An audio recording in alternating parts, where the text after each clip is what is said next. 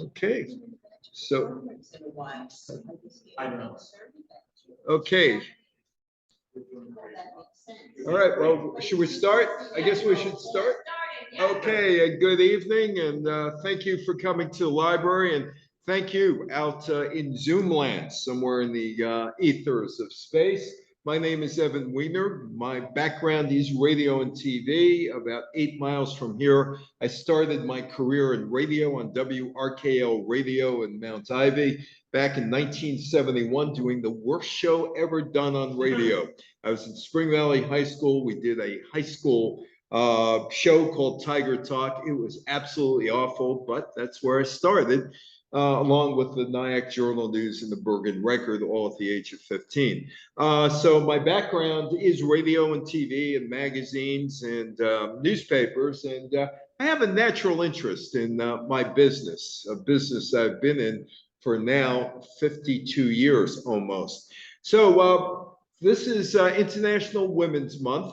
A month that actually started as a day on March 8th, 1978 in Santa Rosa, California, in wine country, where a bunch of women toasted themselves. Here's to women. And it's grown into International Women's Day, recognized by the United Nations and Women's History Month. And so we'll take a look at some of the early pioneers of American TV, women, early pioneers like Gertrude Berg, and also Betty White. Hang on one second here as we move ahead. Gone the wrong way. Okay, come on. Let's go. Let's start again. There's Gertrude Berg. There is Betty White, KNBH, NBC, back in those days. Mary Kay Stearns. Nobody knows who Mary Kay Stearns is, but she was on the Dumont Network in 1947, which is probably why nobody knows her. She has no affiliation with the cosmetic company. No, nope, not at all. Arlene Francis, yes. Hazel Scott, Anna Mae Wong, Dagmar. You should see the 80-year-old men when they motion to me like that about Dagmar. The Beulahs, there were 3 Beulahs. That one is with Ethel Waters. There were 3 of them. Lucy, Dinah Shore, Donna Reed, Erna Phillips, who was never on camera, but played a significant role in the early days of TV, Faye Emerson, Martha Roundtree, and the chances are somebody here tonight still watches the TV show she created, which is still on, Pauline Frederick. But we start in Chicago. I'll make Denise happy because we're going to talk about Chicago.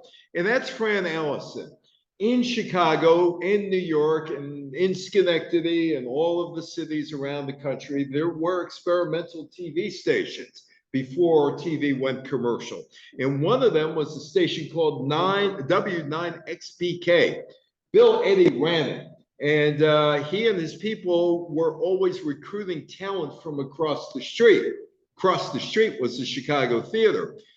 Please, come on. We got the cameras here. Come on, let's take a look at what you look like and what it might look like for us. There were no schedules. There were no announcements. And anything could happen. Well, one day, a guy by the name of Bert Tillstrom walked into the place, across the street from the Chicago Theater. And he came up with a program. The program was called Kukla, Fran, and Ollie. And that would be one of the first shows ever seen regularly on that experimental station, which was W9XBK. And Fran Allison would be one of the first stars of the early days of TV. That is Mary Kay Stearns and her husband, Johnny. And they have a very unique place in American television history, except it's been forgotten and was forgotten just a few years later after they made history. Mary Kay Stearns starred in a show called The Mary Kay and Johnny Show with her real-life husband. It started in 1947. The show had many firsts. Mary Kay Stearns was the first visibly pregnant woman on TV. It wasn't Lucy. It was Mary Kay Stearns. and they incorporated the pregnancy into the show. She had a boy. He was part of the show in 1948. It was also the first show that showed a couple sharing a bed.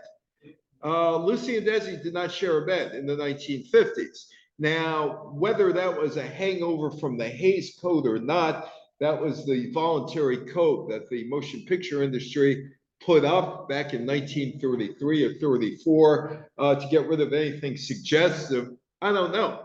The problem with the show, it was on Dumont. The problem with Dumont is nobody saw it, Dumont television shows, because they didn't have any real affiliates. And in the early days of TV, when independent television station owners, they looked at, well, NBC is offering us Milton Berle or Bob Hope. CBS is offering us Lucy or Ed Sullivan. Who are you offering us? This unknown comic named Jackie Gleason? An unknown comic named Ernie Kovacs? So they're going to go with Milton Berle and or Lucy. So Dumont had no ratings. The show bounced around and ended up on NBC and then CBS and ended in 1950, but it was a groundbreaking show.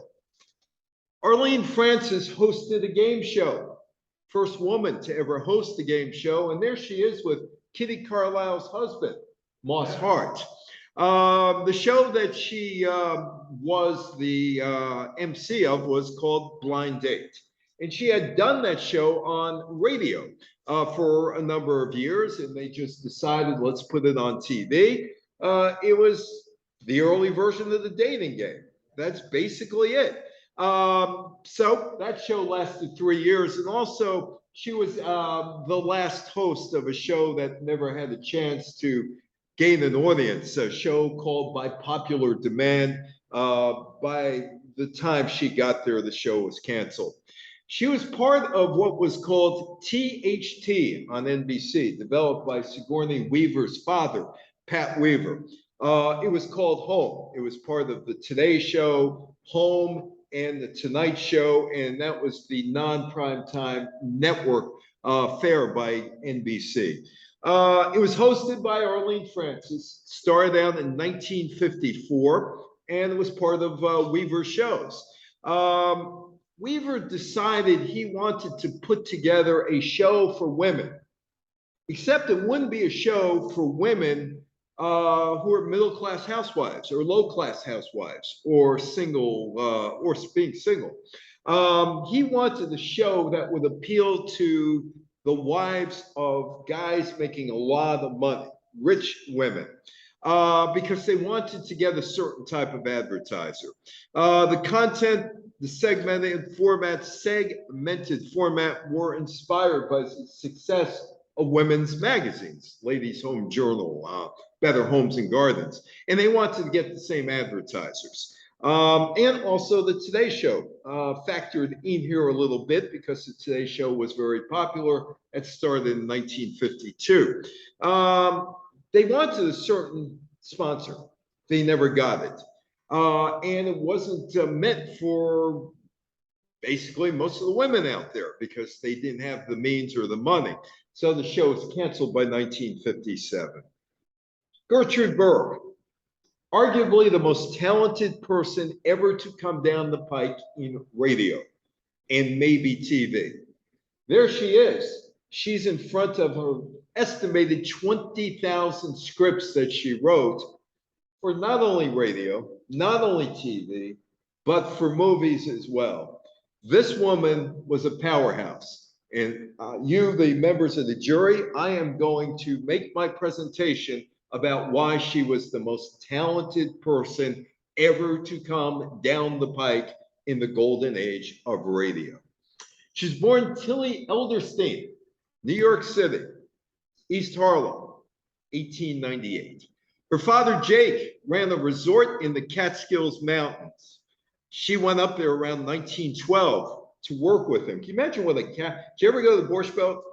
I have a home up You have a home up there. in Monticello. In Monticello. Well, I was speaking at Kutcher's in 2005 and 2006, and Mildred Kutcher asked to see me. So I walked in her office and we were talking for about 2 hours. And she said, be careful when you go in the lobby. The floorboards are a little loose. I don't want you to go through the floor. So I'm thinking, was that a Catskill resort in 1912? Can you imagine what the Catskill resort was like in 1912? Anyway, so her father brings young Tilly up there. She's about 14 years old. And her job is to entertain the kids. I guess early day guidance counselor, right? So she starts working on skits, and she performs these skits at the resort. We are talking about the Catskills here. Anybody go to singles weekend at the Catskills? You went to Concord. You went up there at Concord. Is it any good? Excellent. Excellent. Christopher Stocks. Oh, he performed. Well, did you find anybody though? I went with my wife. Oh, you went with your wife. Singles weekend with your wife? She won a free weekend. Oh, okay. I never went up there. My wife went up there for singles weekend. And I said, how was it? She said, I ended up with you, didn't I? So anyway, Dirty Dancing, right? All that. By the way, I knew Freddie Roman, and Freddie Roman told me a lot about, and I'm working on the talk Jewish comedians now, and Freddie is a essential part of that, talking about the Catskills and all that other stuff. But anyway, so anyway, Dirty Dancing, right? And singles weekend. So young Tilly meets this older English gentleman by the name of Louis Berg. Louis Berg, one summer at the resort, and he woos her. And when she turns 18, she gets married in 1916, and she's moving off to New Orleans because he's an engineer on the sugar plantation till that sugar plantation burnt down. Well, that was the opening to bring them back to New York City. And she decided to pursue an acting and writing career. She changed her first name to Gertrude. Her last name with marriage is now Berg. So she is now Gertrude Berg.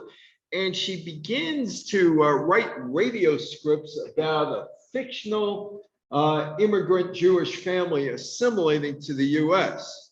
I'm not sure how fictional it was. I'm really not sure how fictional it was, because she kept in touch with the old neighborhood. The Goldbergs, combination of her mother's maiden name Gold and her husband's last name. And it premieres on NBC, 1929, and Gertrude is not going to play the role of Molly. She's looking for somebody else to play the role of Molly, but she hasn't found the right actress yet. She's sick for a week.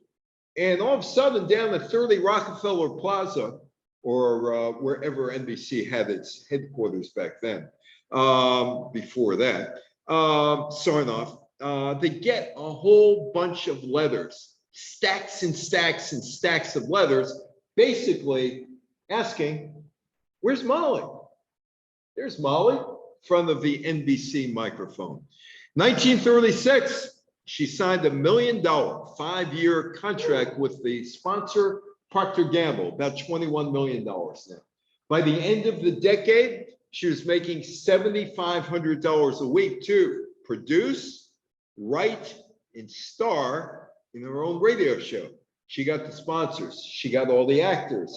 She wrote all of these scripts. Now, if you look at the radio stars back in the 1930s, Kate Smith was a huge radio star. She was a singer. Edgar Berg and Charlie McCarthy, they didn't write their own material for radio shows. They were helped out. Bob Hope couldn't ad lib out of a paper bag if his life depended on it. $7,500. Yeah, $7,500 a week. A lot. Ton of money. A lot of And Jack, a lot of money now. yeah, and Jack Benny, who's the biggest star on radio, he was basically a comedic actor out of vaudeville. She did it all. During the height of her radio program in the 1930s, she was the second most respected woman in America, behind Eleanor Roosevelt. This is my friend, Aviva Kempner. She's from Detroit. She's a filmmaker. Among the films that she made, and you might have seen them on PBS, The Life and Times of Hank Greenberg. I mentioned Detroit. She also did the Mo Berg story, the Major League Baseball catcher, who was a spy with the OSS during World War II. I said one day, I said, Viva, what is your favorite documentary that you did? And she said, Yoo-hoo, Mrs. Goldberg. I don't know if the library has it here, maybe up on YouTube, but it's worth watching. So Aviva just came out with a Native American documentary as well. So Gertrude Berg, it's 1940. Franklin Roosevelt dedicated the 1939 World's Fair, April 30th, 1939. And Channel 1, WNBT TV, is on out of New York. And Gertrude Berg decides, let's see how this looks on TV. And she does a sketch of the Goldbergs on Channel 1 in 1940. She considered a live version of the show. She considered TV. Well, World War II comes about and everything's put on hold.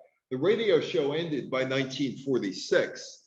A number of years later, Gertrude Berg's doing something else. She's producing a play and writing a play called Me and Molly on Broadway. The show lasted 156 performances, but that was long enough to convince Gertrude Berg it was time to get onto TV. And she goes to Bill Paley over at CBS, and eventually they say, sure, put it on. And it debuts to significant fanfare and critical acclaim. There is Gertrude Berg and her husband, Jake Goldberg, played by Philip Loeb. But I think it was Sir Isaac Newton who once noted after he was hit in the head with an apple while sitting around under a tree, I guess what goes up must come down. And that's what would happen to Gertrude Berg. She was the lead writer, star, producer, and the Goldbergs climbed in popularity. Gertrude Berg won the first Best Actress Emmy Award for TV, and the show was nominated for Best Kinescope Show. The best way I could describe Kinescope is somebody sitting in the middle of the row here with a film camera, shooting the screen, developing it, and then making copies to send it out to other TV shows. So they were nominated. Oh, she had a clothing line for housewives. She published a cookbook. The cookbook, I've done this talk twice, well, I've done more than twice this month, but one woman was telling me, she says, I have that cookbook. Woman's about 80 years old. She said, no, she's more than 80 years old. She was around 90. And she says, I still have that cookbook. I said, you do? I said, where'd you get it? She said, well, I stole it from the Brooklyn Public Library in 1952. I said, what do you mean you stole it? She said, well, it was overdue. I said, didn't they send you notices? She said, what? And I'm in the library. Shh, don't tell anybody doing it. She said, no, what happened was my boyfriend at the time, who had become my husband, was going off to Korea. And I decided I wanted to cook him something really special before he left. So I took the book out of the library, and you know, one thing led to another thing, and I put the book down. I kind of forgot about it. I said, didn't you get notices? Yeah, but I kind of ignored it because I started using the cookbook. I said, do you know how much you owe in fines now for 70 years? I said, you still have the book? She said, I still use it. So what's the book look like today? It's held together by rubber bands and Scotch tape. Then I had another woman a week ago, Friday, when I'm doing the talk. She said, I still use that cookbook. Every Friday night, I use that cookbook. I said, it's over 70 years old. She said, if you got a good recipe, it doesn't matter how old it was. She also wrote an advice column, Mama Talks. 1951, her television show was made into a movie called Molly by Paramount Pictures. She's on the set. She's in the editing room. She, of course, is the star. She's the screenwriter. She's the producer. Nobody else ever did that. I don't care what they say about Oprah, blah, blah, blah. There was nobody like her. Was she the beginning of Dear Abby? No, no. I'm saying. Yeah, she might have. Yeah, you know, but there were a lot of people like that giving advice back in those days. Yeah, but the two sisters became the stars, so to speak, Abby and Ann Landers. But like I said, what goes up must come down. The House on Un-American Activities, it's McCarthyism. Un-American Activities Ronald Reagan appeared before them in 1947 about the Screen Actors Guild and communist infiltration.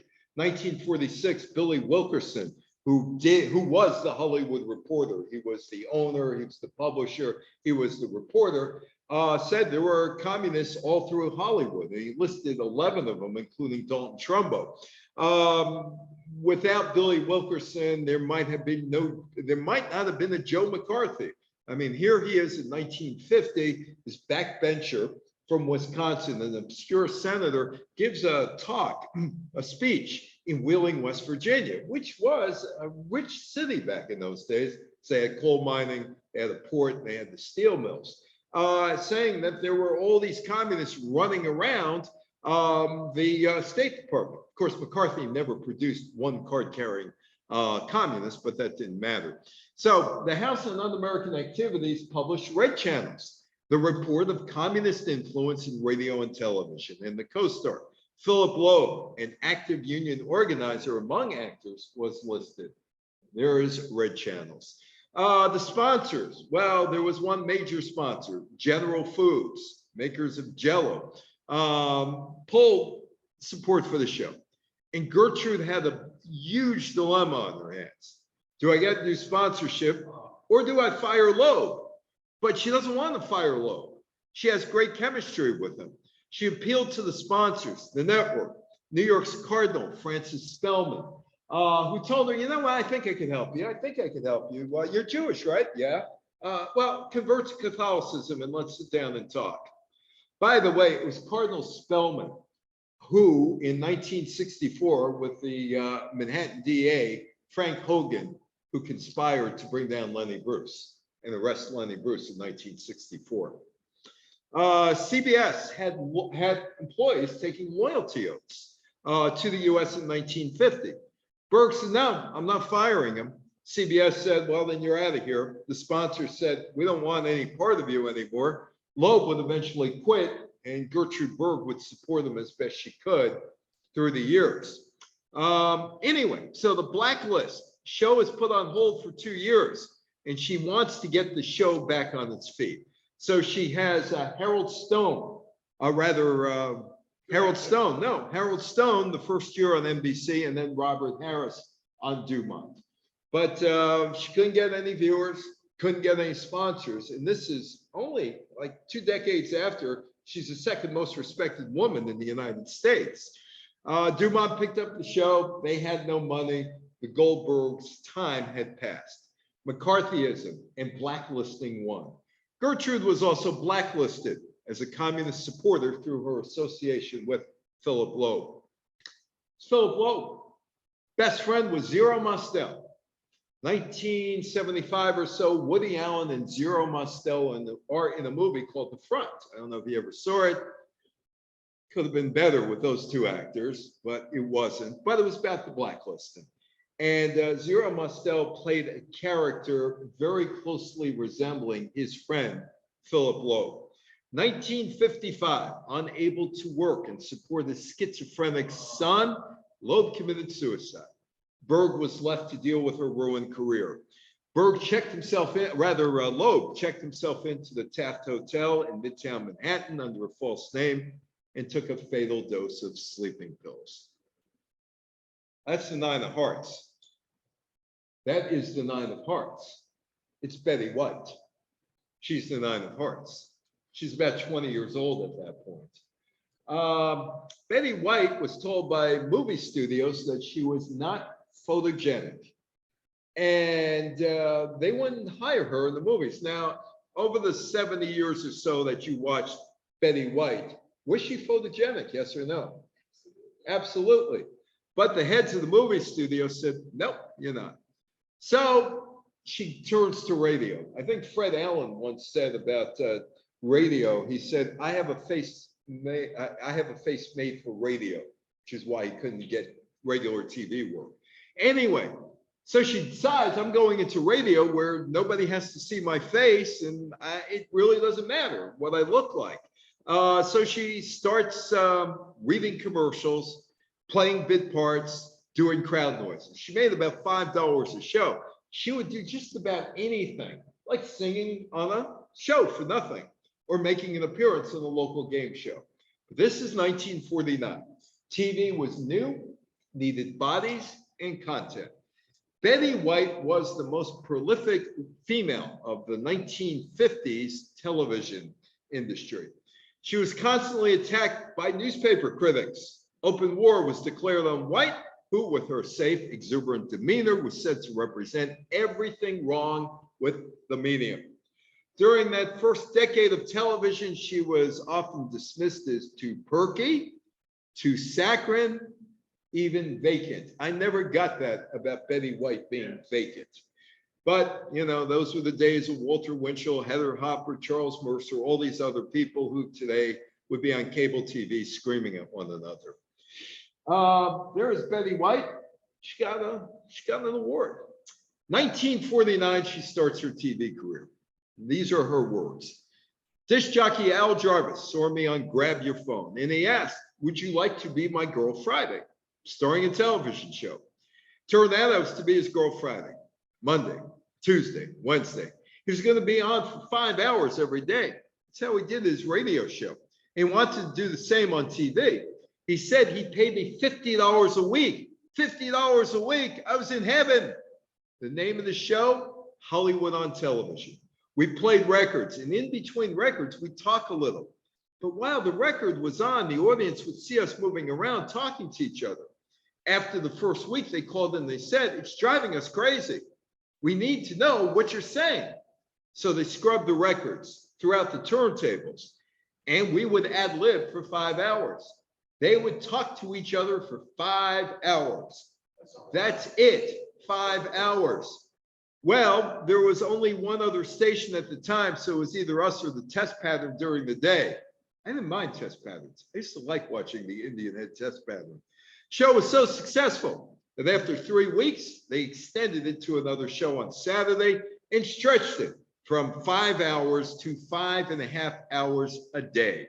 We were on 33 hours a week ad lib. That's it. They were talking to each other every day. Hollywood on television, and here she is, her safe demeanor, her smiling face. That's what got critics upset. Jarvis left the show in 1951. He had nothing more to say. The film star Eddie Albert took his place. He co-hosted with Betty White for about 6 months until 33 hours of live TV ad lib a week took its toll. He resigned. That left her, and she started talking into the camera 33 hours a week, 5.5 hours a day, talking to herself. Well, people who are running the show decided, you know, maybe we need to change some things around. So they started to invite guests on the show to interact with her, as well as gradually incorporating scripts and sketches like Life with Elizabeth, which is still out there on some TV station. One sketch involved White as a housewife by the name of Elizabeth, and it caught on. Turning it into a half-hour sitcom appeared to be the next step. The series pianist George Tibbles, along with the producer Don Featherson, and Betty White formed a production company called Bandy Productions, named after her dog, and Tibbles began writing sketches. It was a half-hour sitcom. She gives up that other show. It's 65 shows over 2 years that they did. And then she returns with the Betty White Show on NBC. Got to use that Geritol. Use that Geritol. Makes iron poor blood feel better real soon. Well, Geritol was loaded with alcohol. No wonder why you felt real good real soon. Anyway, she had turned down a chance to be on the Today Show. But NBC was still interested in her, and Don Featherson made a deal. It's going to be a 30-minute, 5-day-a-week show. Second program called The Betty White Show. First network exposure. Again, a mixture of songs, light comedy sketches, celebrity guests. She would follow the home show hosted by Arlene Francis. And initially, The Betty White Show was a big success. We were doing so well at noon, kids would come home for lunch, mothers would get their work done, and they could tune in, and our ratings kept going up and up and up.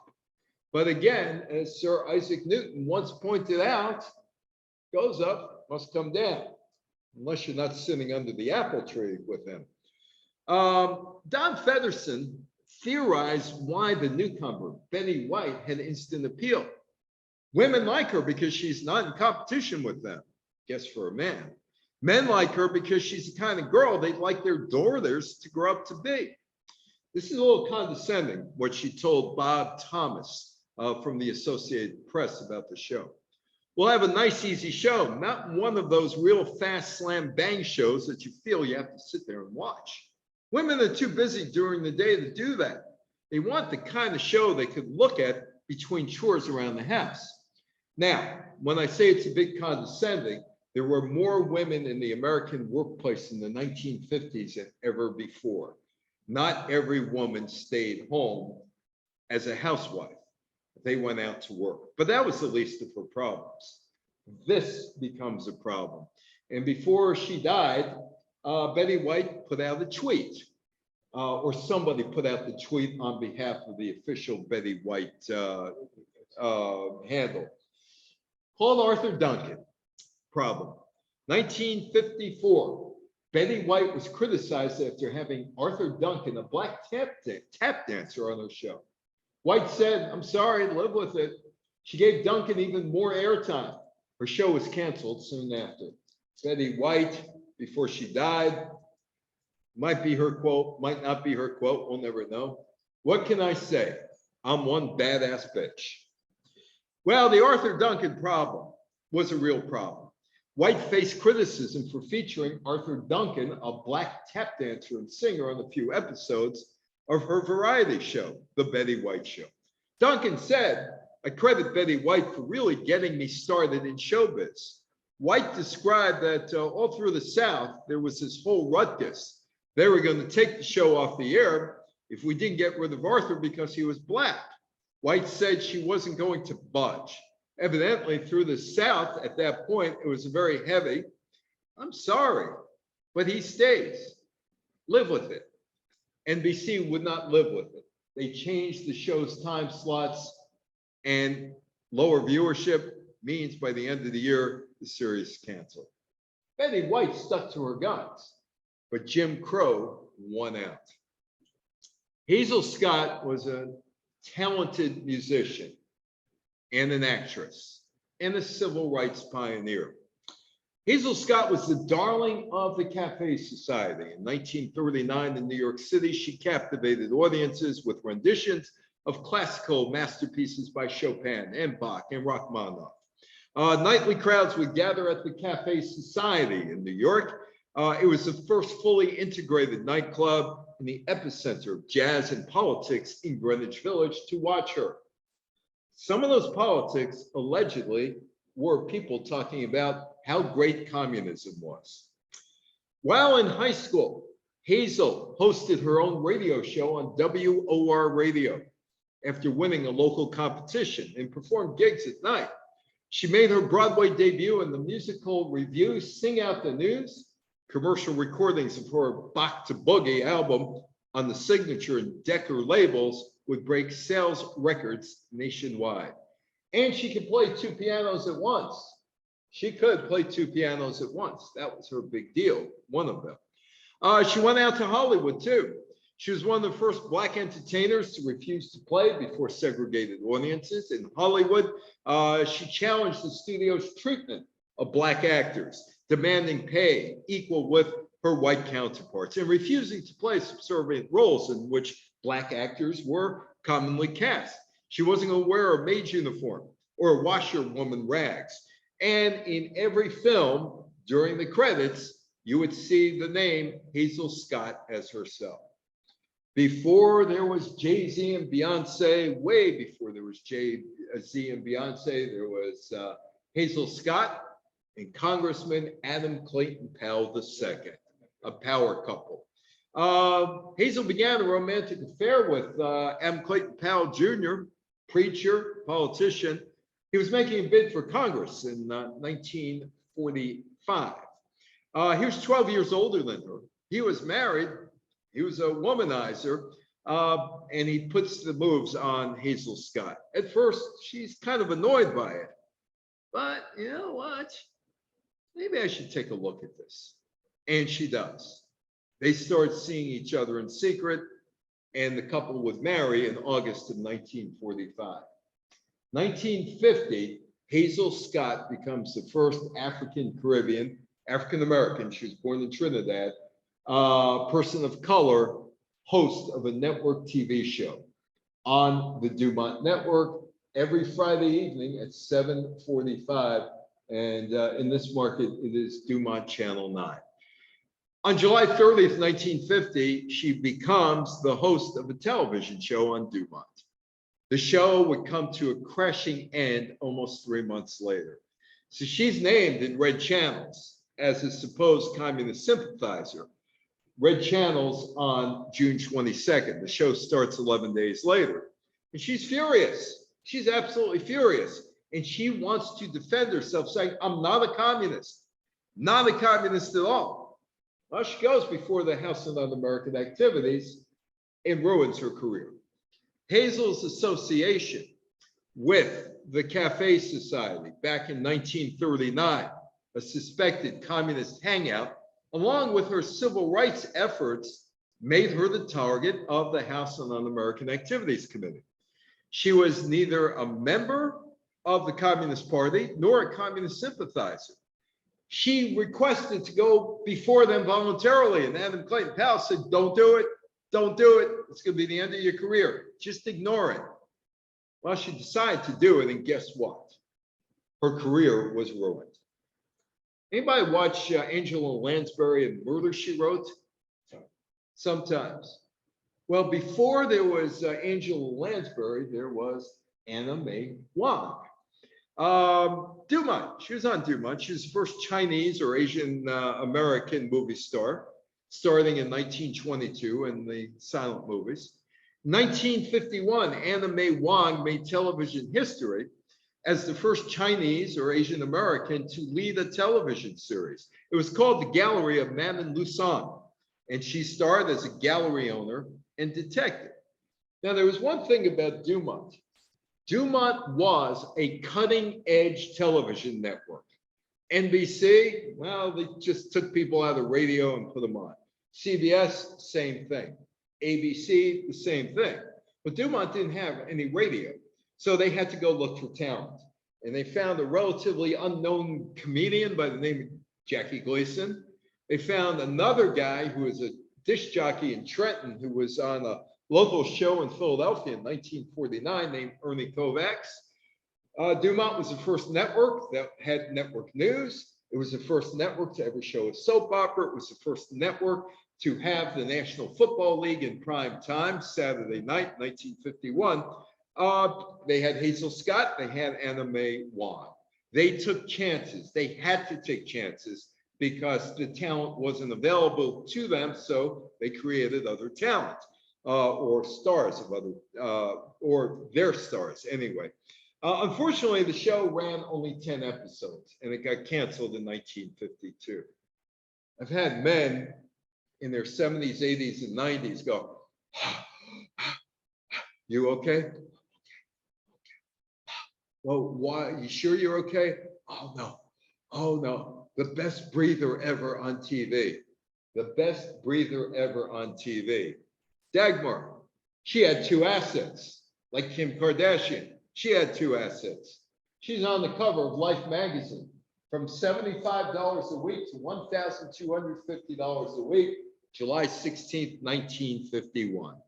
Broadway Open House, which led to eventually The Tonight Show, was the first network late night comedy show, debuted with Jerry Lester and Maury Amsterdam as the host on May 20th, 1950. Maury left the show. Jerry Lester was the host. Virginia Ruth Egner, known professionally as Jenny Lewis, was part of the show. Audience loved her deadpan delivery of punchlines, deliberate misuse of words. In one skit, she appeared as a character named Dagmar. Name stuck. During World War II, she moved from West Virginia to New York City and found work as a sweater model and Broadway actress. And the sweater model days served her well. Because of her bosom, she became television's first blonde sex symbol. She was the sex symbol before Marilyn Monroe and followed Jean Harlow and Carol Lombard in that dumb blonde role, which Marilyn Monroe perfected. And none of these women were dumb. They just played that. Dagmar was instructed to wear a low-cut gown, sit on a stool, and play the role of a stereotypical dumb blonde, with tight sweaters displaying her curvy 5'8" figure, feet measuring 42, 23, 39, and they made sure everybody knew that. Her dim bulb character was an immediate success, and she got more attention than Jerry Lester. And there she is, Dagmar. She showed, regardless of appearances, she was quite bright, quick-witted, appeared in sketches, and Lester made occasional jokes about her hidden talent. Fortunately, the show lasted just a little more than a year. In 1952, she hosted her own series called Dagmar's Canteen, kind of based on Stage Door Canteen. Bunch of guys going into the service, maybe going to Korea, were on the show, and there were other things that went on. That show didn't last. She did variety and game shows throughout the 1950s. She drifted out of the spotlight after the 1950s, but continued to perform in nightclubs. Now, if you're a car buff, you know all about the Dagmar bumpers that were put on General Motors cars by Harley Earl, who was the GM engineer. Now, I don't know how many of you had experiences with people who served in World War II. Anybody here, father, uncle, brother, cousin? Did they ever talk about World War II?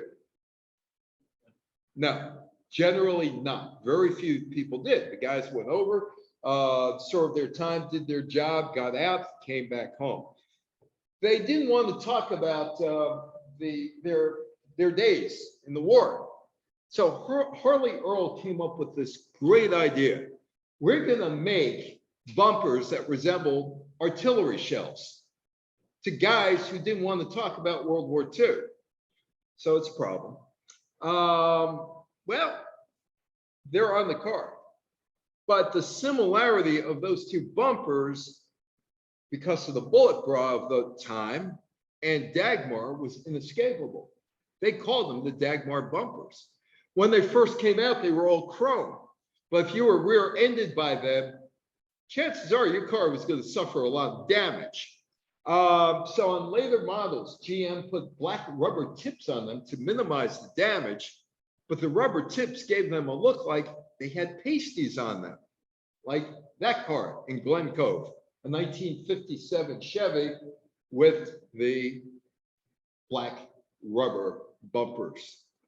The Beulah Show comes over from radio to ABC TV. First show to feature a black character, prominently feature a black character, Beulah, the maid, serving the white suburban family, a white suburban family, the Hendersons. The queen of the kitchen dispensed wisdom to the bumbling family and her friend Oreo. There were three Beulahs: Ethel Waters, Hetty McDaniel, Louise Beavers. Next month, I'm doing a lot of 1939 talks, and I did talk about Gone with the Wind. And Hetty McDaniel got an Academy Award for Gone with the Wind. When that show opened in Atlanta in 1939, Hetty McDaniel was not allowed to attend the opening.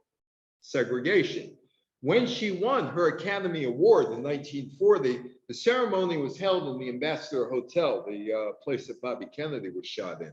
And that was a segregated place. But they allowed her in the hotel, but not in the ballroom where all the action was taking place.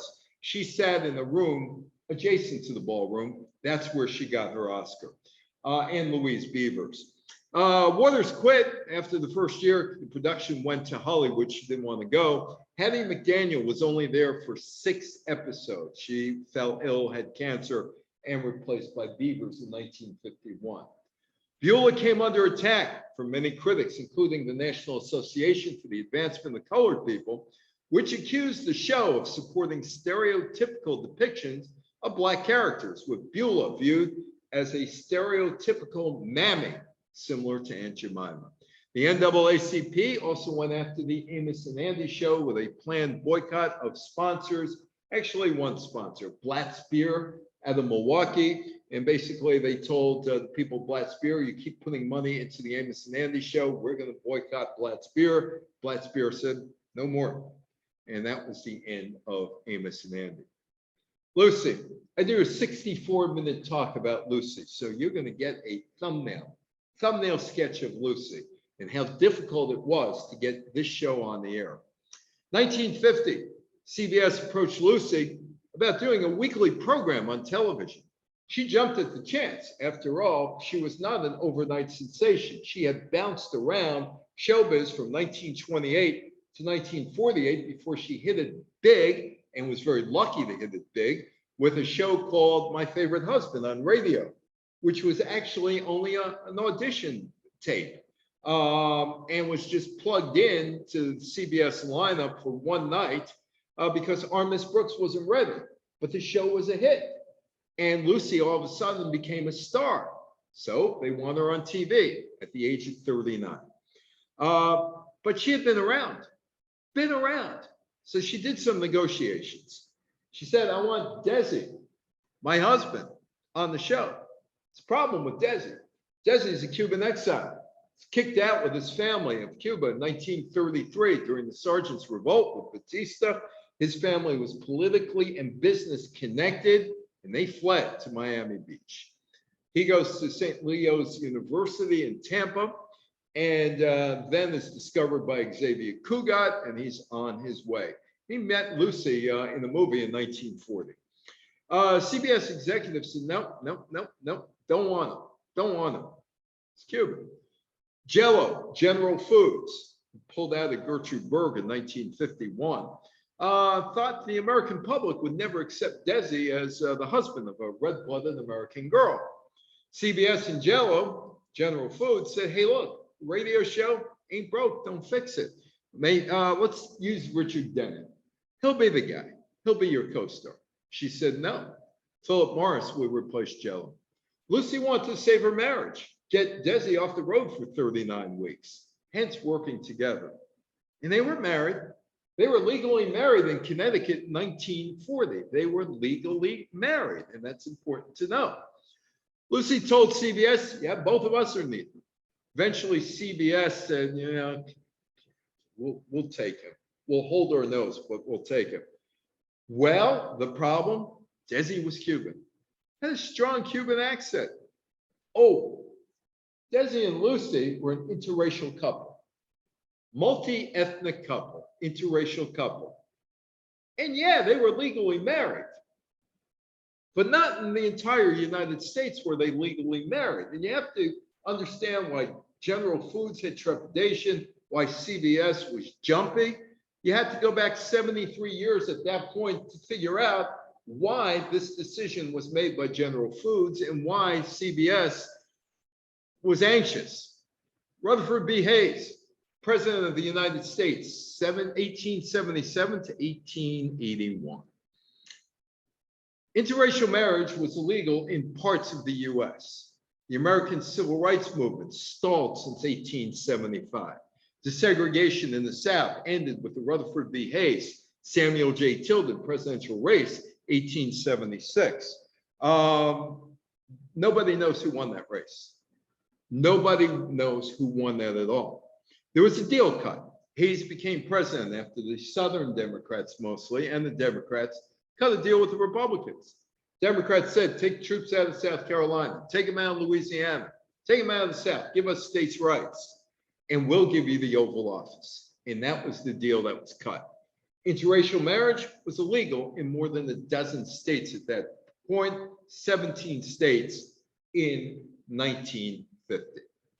During summer 1950, Lucy and Desi go on tour, performing before live audiences to prove to CBS that Desi would be believable as her husband. In early 1951, they produced the film pilot for the series with $5,000 of their own money, and nobody cared if they were an interracial couple.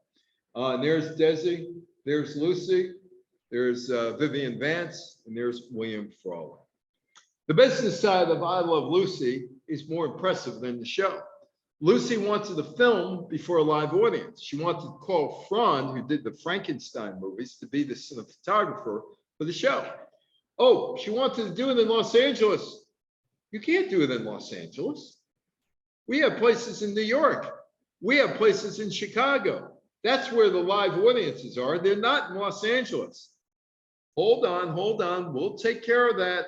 We will pick up the cost for all of that. We're going to put all the shows on 35 millimeter films rather than broadcast live. We'll do it before a live audience.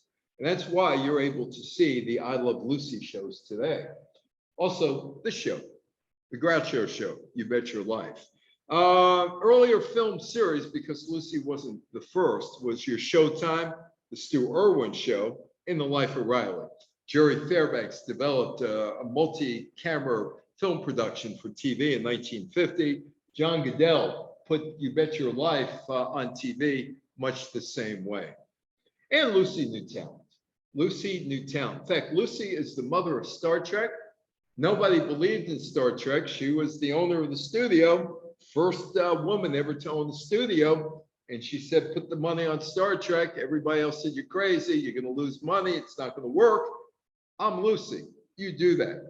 She did. She gave Rod Serling his break on the Desi Lou Westinghouse Theater or Hour, whatever it was called, something called Time Bandit, which ended up becoming eventually the Twilight Zone. So she knew talent inside out. Desi was a perfect foil for Lucy. Good comedic timing, expressive face, offered the right amount of fluster as the husband, Ricky, mispronounced and Latinized words, which added to the comedy. Within 4 months of its debut, I Love Lucy was the #1 show in New York, and the national audience soon followed. Lucy, because of how arduous it was to get the show on the air, only thought the show was going to last 1 year. The most popular show, Cash Cow, for Lucy, for CBS.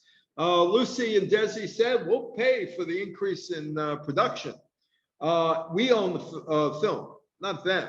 Brilliant business move. No one ever thought that anybody would ever watch a rerun. Lucy and Desi took $1,000 a week pay cut so they can own the show.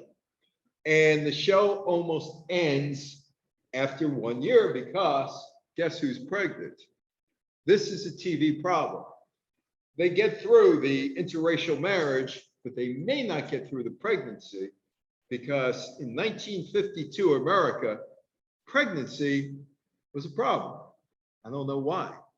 Lucy and Desi almost ended the show when she found out, Lucy, that they were going to have a second baby. In 1952, it's considered too racy for a visibly pregnant woman to be on TV. Television had censorship. Lucy and Desi were not allowed to say the word pregnant.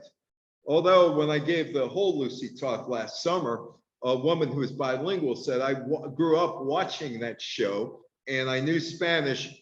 And if you know anything about the show and him speaking in Spanish, he kept saying pregnant. The censors didn't go after the Spanish part. So the showrunner is that guy on the left, Jess Oppenheimer, who's looking adoringly at Lucy, who's looking adoringly at him. And Desi has a, what's going on here look? Oppenheimer to the rescue. Show producer, head writer. That's what Gertrude Berg did. Anyway, he has an idea. Let's write the pregnancy into the show. Hey, wait a minute. No visibly pregnant had ever appeared on stage, on television. So it's a big risk for everybody. Lucy, Desi, Oppenheimer from the creative end, CBS and the sponsor, Philip Morris, from their end. Except they forgot about Mary Kay and Johnny, the 1948 TV show that featured a pregnant woman. The storyline worked. CBS told Lucy, yeah, you could do it. You could do it. But don't overdo it. Like, don't cause too much of a stir. Well, there she is. There he is, Lucy and Desi. And this, according to Lucy. In the early fall, it was beginning to look pretty big. We did 7 shows concerning my pregnancy. These films were screened by a priest, a minister, and a rabbi for any possible violation of good taste. It was the CBS network that objected to using the word pregnant. They made us say expecting. So a priest, a minister, and a rabbi, they walk into a room and they watch a show. The three-man religious committee had not protested. What's wrong with pregnant? Lucy. They were heartily in favor of what we were doing, showing motherhood as a happy, wholesome, normal family event. And there is the pregnancy. Well, actually, it wasn't pregnancy. She was the only woman who wore pants on TV in the 1950s. Nobody was going to tell Lucy, you can't wear pants with the money she was bringing in.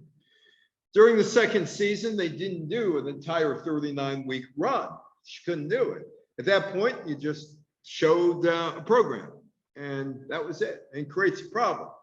But Desi and Jess Oppenheimer come up with an unusual idea. We got 39 shows sitting on the shelf. Let's show them again.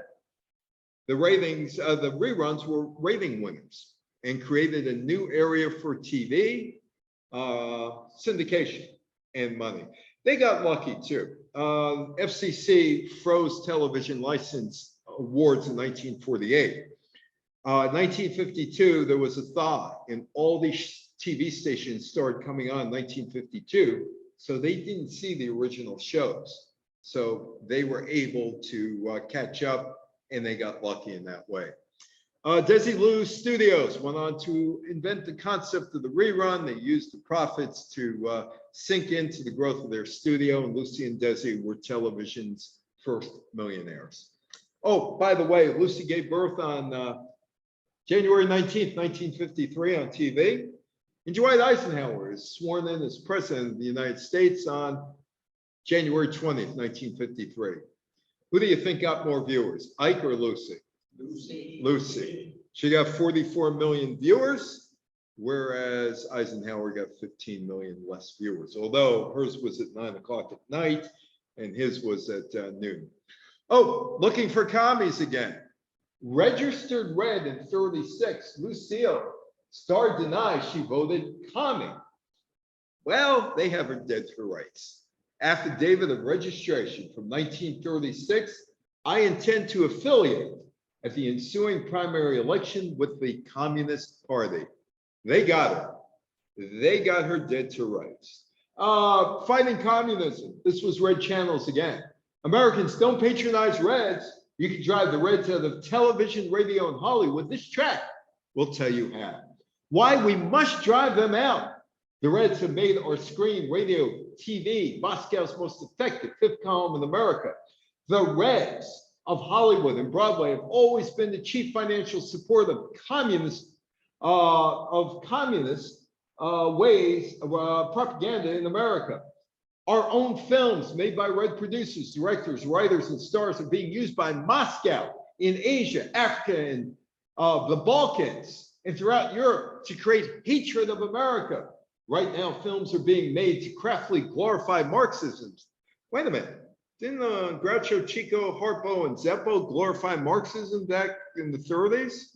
I thought, well, I think they're talking about another Marx, maybe Karl Marx and his brothers like Frederick Engel. Well, he wasn't a brother. Anyway, UNESCO, one worldism. Via your TV set, they're being piped into your living room and they're poisoning the mind of your children under your very eyes. So remember, if you patronize a film made by Red producers, writers, and stars in studios, you are aiding and abetting communism. Every time you permit Reds to come into your living room via your TV set, you are helping Moscow and the internationalists destroy America. Well, the Red Scare took down some of the women pioneers as well. Not only Hazel Scott, not only Gertrude Berg, but others. Like Pert Kelton, who was the original Alice Cramden on the Cavalcade of Stars sketches on Dumont, Jackie Gleason's first TV show. She was replaced by Audrey Meadows. Jackie Gleason and the show producers explained her departure was based on alleged heart problems. Lee Grant was blacklisted. Why was she blacklisted? She was married to a communist. She was working theater in New York in the 1950s. She knew nothing about politics and was uneducated. She met Arnie Manoff, a screenwriter and a communist. She married him, she ran into the House on Un-American Activities Committee and was blacklisted. Why? She refused to testify against her then husband, Arthur Manoff, in front of the committee. She was 24. She said, I was 24 when I was blacklisted. I was 36 when I got off the blacklist. This guy won until 1954, when he was disgraced by Edward R. Murrow. But he was on a winning streak, and Americans went behind him. McCarthyism, The Fight for America, by Senator Joe McCarthy. And you could have it all for 50 cents.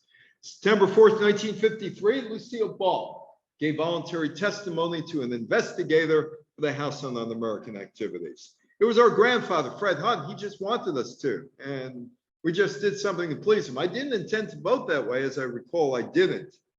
They had her dead to rights.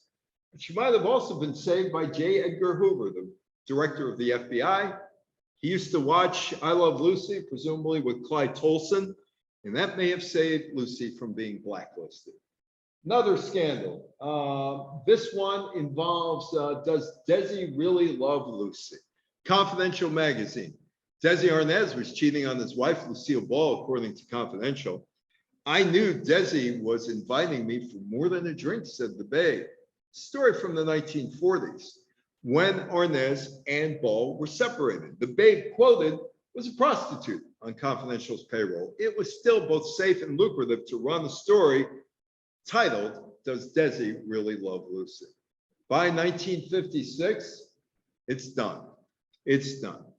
She had colds, had crying spells, broke 2 fingers, sprained her ankle 3 times, pulled the tendon, sweated off 19 pounds, came down with a virus, went on hiatus. While recovering at the beach, she fainted on stage another time. The production crew set up an oxygen tank in the wings for her. She fainted again. She was nearly strangled to death in the grape stomping scene by the other woman. In that scene. The show ended on May 6, 1957. Dinah Shore had a long TV career. Starting in 1951, she got a show in November on NBC. After NBC executives saw her on the Ed Wynn Show and the Bob Hope Show. She got 2 15-minute time slots during the week. 1956, Chevrolet sponsored Dinah to host 2 one-hour specials, and that became a weekly series called the Dinah Shore's Chevy Show. Ran from 56 to 61. Sunday nights, see the USA, drive a Chevrolet. I was not a big fan of the Donna Reed Show. It just didn't do anything for me, the Donna Reed Show. But she is significant because, like Gertrude Berg, she produced her show and also wrote some of the episodes. Lucy never did that. Nobody else did that, but Donna Reed did, Gertrude Berg did. 1950s women were depicted as stay-at-home mothers. They were there to cook and clean. Father of the house made decision. But the character, Donna Stone, expressed the desire to pursue her own career and also asserted herself as an equal in the marriage, assuming the role of disciplinarian and moral teacher to her children. Show ran from 1958 through 66. A woman said to me, how could you not like the Donna Reed Show? I said, it just wasn't my cup of tea. She said, but they had Paul Peterson on the show, and I had posters of him on my wall. I said, then it was your cup of tea. She never appeared in front of a television camera or behind a microphone, yet she had a profound influence on the golden age of radio and the golden age of TV. Erna Phillips. She was a radio and television writer, developed the modern soap opera. She was the queen of soap operas. Phillips introduced techniques such as the organ bridge to give a smooth flow between scenes and the cliffhanger ending to each episode. I knew Eddie Layton. He was the organist at CBS and did all these shows. I said, what was your favorite sound? They go, I said, what's that? The villain's walking in.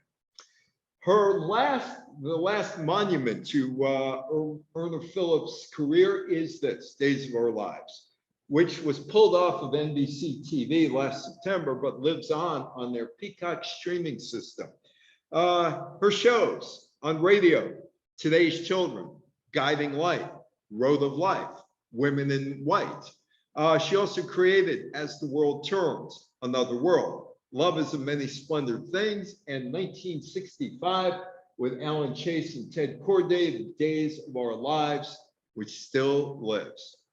How many of you remember Faye Emerson? Faye Emerson. No? First ever late night talk show host. Before Steve Allen, before Jack Barr, before Johnny Carson, it was Faye Emerson, a woman. It started on CBS October 24th, 1949, local East Coast markets, then goes to the network in March 1950. She hosted a similar show on NBC called 15 with Faye for about 6 months before committing to the CBS show. She is the first late night talk show host. Did you say she had a 15-minute show? That's all it was, does it? That's how it was back in those days. Back in those days, they did 15, well, that's all they did. Now, Emerson's show started when the communists took over China and the Soviets came up with the atomic bomb. So she could talk about US relations with China, the war in North Korea, nuclear arms, and equality for women with guests such as Frank Sinatra, Frank Lloyd Wright, Tennessee Williams, and Edith Piaf. The very next day, there might be clowns because you need to send in the clowns. How many of you watch Meet the Press? Anybody? Sure. You know, it's created by a woman. And I have one thing in common with this woman, Martha Roundtree. She worked at Mutual Radio during the salad days when they had Superman. And I worked at Mutual Radio when it was going out of business. Martha Roundtree, along with being the program's co-creator, producer, and chief booker, like Gertrude Berg, right? Also acted as the show's sole host and moderator. She created Meet the Press on Radio Mutual. She would join forces with Lawrence Spivak, then the publisher and editor of the American Mercury magazine, on the show.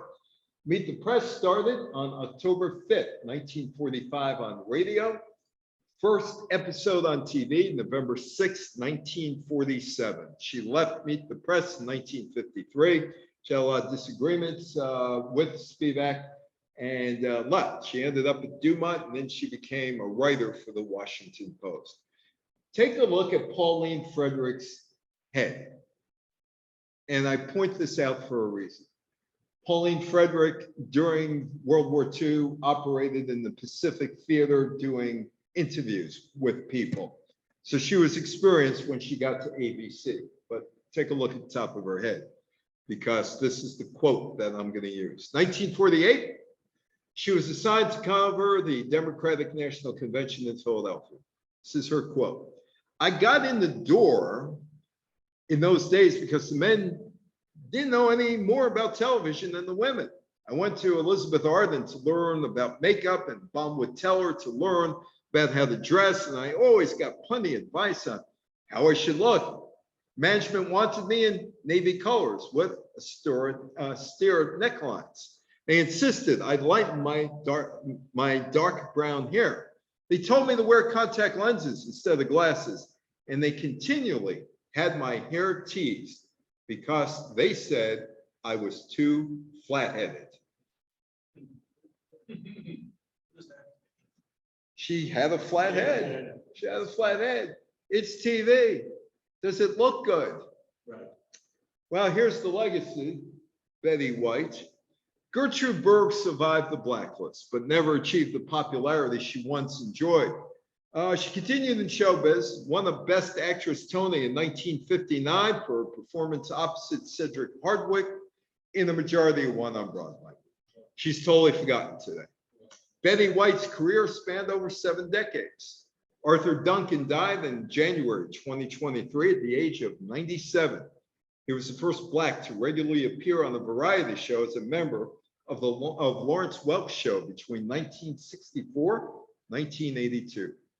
Hazel Scott, pretty much forgotten as well, for her role as the first person of color to host a TV show. Well, maybe she wasn't totally forgotten. At the 2019 Grammy Awards, Alicia Keys paid tribute to her. I've been thinking so much about the people and the music that have inspired. I want to give a shout out to Hazel Scott because I always wanted to play two pianos. Hazel Scott fled to France in the 1950s to pursue a career, returned to the US in the late 1960s and got a gig with General Hospital. Dagmar, there we go. There's Dagmar. She hung around TV, guest show guest. She was a guest on talk shows, game show guest. She went out to Las Vegas, did shows, did summer stock, retired, moved home to West Virginia. Lucy is still popular today. Biopic and a documentary released in 2021 and 2022. In 2022, Indiana Senator Mike Braun questioned whether the Supreme Court got it right in legalizing interracial marriage in 1967. Faye Emerson retired from showbiz in 1963 and lived in Europe. Donna Reed's show was groundbreaking. Erner, what? How? What do you mean? Donna Reed, how was it groundbreaking? I didn't find. She was the first woman who really was the boss of the household in that show. Now, Petticoat Junction. Yeah, Petticoat Junction. Okay, Petticoat Junction is an important show in this sense. Kate Bradley was the proprietor of the hotel. Her husband died. She's the first woman ever on TV to actually own a business and run the town. That came in 1963. So that's after the pioneers. Erna Phillips, well, her influence continues today in soap operas. Dinah Shore had a long TV career. Arlene Francis in 1961 starred on radio, lasted for about 3 decades, a regular panelist on What's My Line on CBS and in syndication.